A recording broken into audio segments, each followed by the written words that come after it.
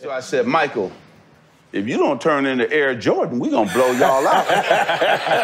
Man, he started sweating. It was hard. That tongue went long. You know when that tongue come out. It's over. It's a problem. I mean, his eyes got big. Usually that tongue come about right here, now it's way out.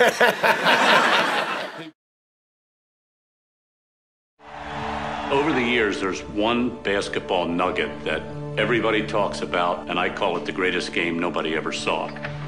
It took place during the Dream Team practice in Monte Carlo. Chuck Daly, the coach, said, we're going to get together, really knock each other's heads out a little bit. And to make sure that he was able to accomplish that, he put Michael Jordan on one team, and he put Magic Johnson on the other team. He kicked everybody out of the gym, and it was filmed by Chuck's personal video guy.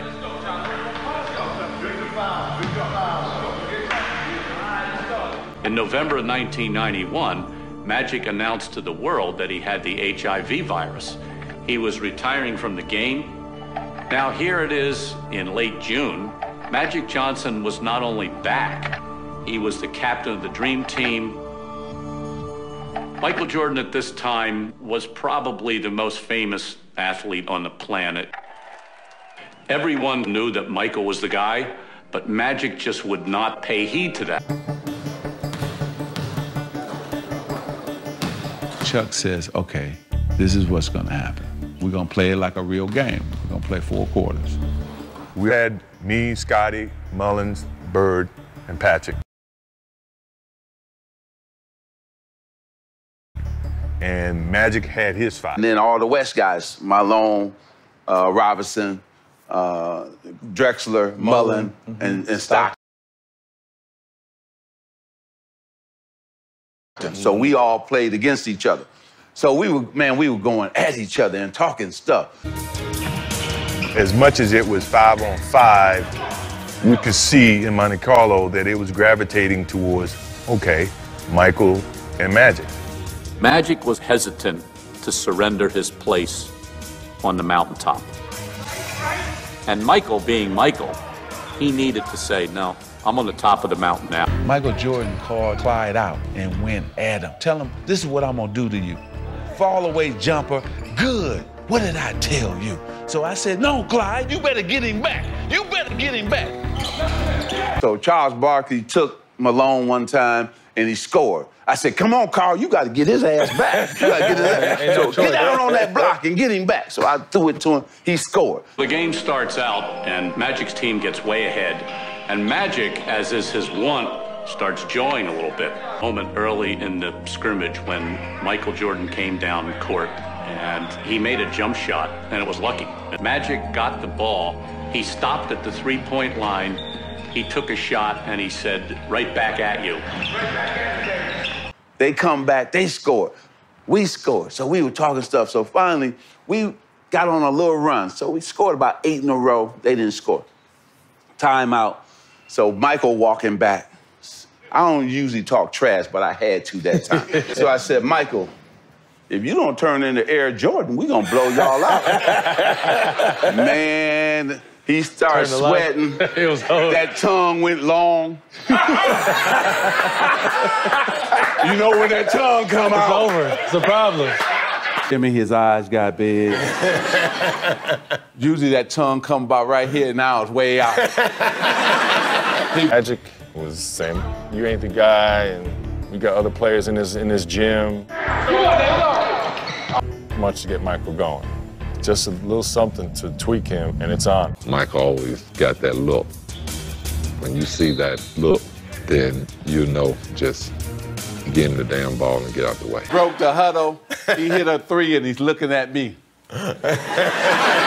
So he came down again, hit another 3. So Magic was saying, look, NBA's not yours yet.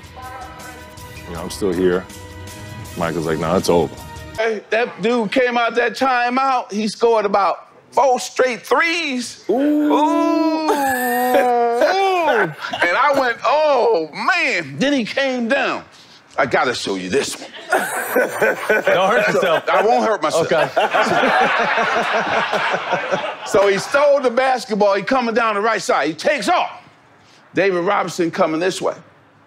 So Mike just cuffed it. And he just looked at it. In the air. And he kept looking. He kept looking. He kept looking. He went all the way down, Jack. He 360, tongue moving, and dunked it. He did a 360. Ooh. Bam! And I was like, oh my goodness. I said, that's it. That's it. It's over now. That's him. It's over now. That's him. So he just looked at me too to let me know. Yeah. I'm coming. It's your fault. I'm here, yeah. That's your fault. You know who got me to do this? You. Yeah. So we like full like this all the way. As it progressed, the taunts became a little more personal. Michael's theme was, hey man, it's the 90s. It's not the 80s anymore. It's over for you. This is kind of my game now. Michael's team caught up. And finally, Jordan's team holds on to win. And when it was all over, you could really see that something was hovering in the air. Magic's over there shooting alone, and he's jawing at Michael, and Michael is jawing back. Chuck realized the competition aspect was getting a little bit too high. killing everybody on our squad. He wanted to end practice, but Magic didn't want to end because he wanted to keep playing because we just kicked his ass. How you like that ass kicking we gave you? Oh, no. Come on now. Finally, Michael starts singing the Gatorade song, Be Like Mike, rubbing it in a little bit, as is Jordan's wont. To this day, Michael Jordan calls it the most fun he ever had on a basketball court.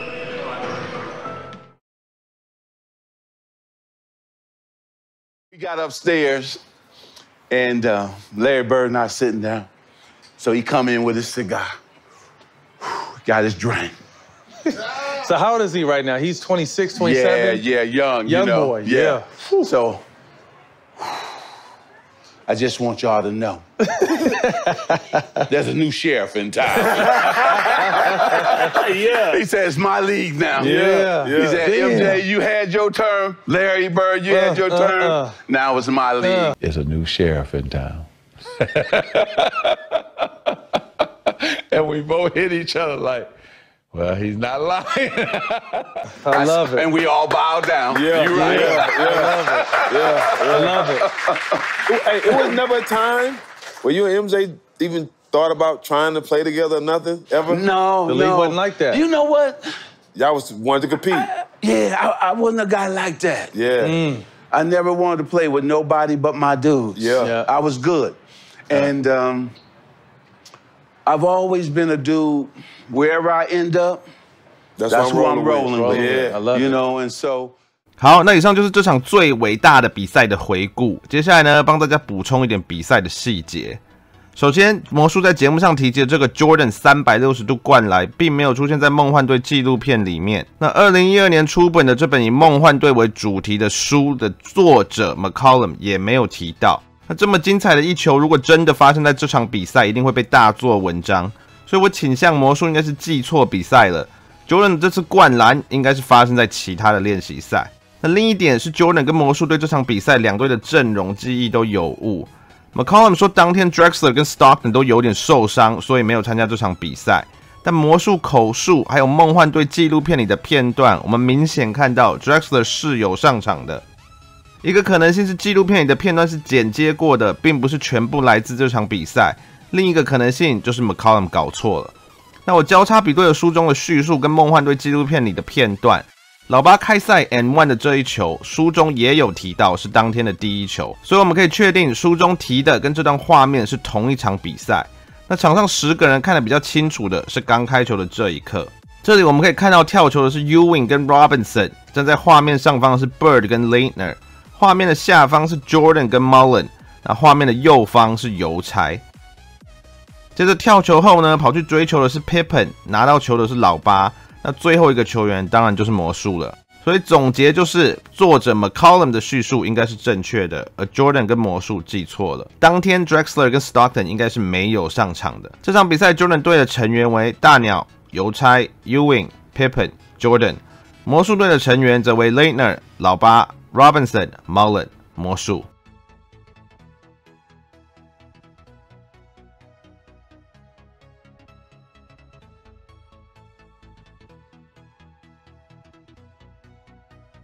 那这场比赛的过程，大家刚刚都看到了。根据 McCollum 在书中的叙述，魔术领军的蓝队一开始势如破竹，最高曾取得16-7 9分的领先。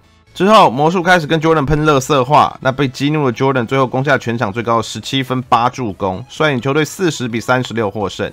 那本来这场比赛说好是要打4节的，但因为教练 Daly 觉得球员们竞争强度过高，而且垃圾话已经开始从一般跟篮球有关的挑衅变成人身攻击。怕继续打下去会发生冲突的他，就提前结束了比赛。我在搜集资料的时候，觉得最有趣的一点是上一集我们提过的老八、魔术、Jordan、邮差等众多梦幻队员都提到，当年联盟这些球员们彼此的竞争意识都是非常强的。场下大家可以是好朋友，但上了场就是要分出胜负，而这显然跟现今联盟的风气完全不同。但是呢，即使是刚经过了这么激烈的比赛，双方都还明显在情绪上。比赛后，魔术跟 Jordan 还是可以互相致意，这种场上场下可以完全区分的竞争风格，也是我个人比较喜欢的。想要更了解梦幻队当年的新秘，我建议各位可以点右上角的影片。今天影片到这边就结束了，谢谢大家的收看，我们下次见，拜拜。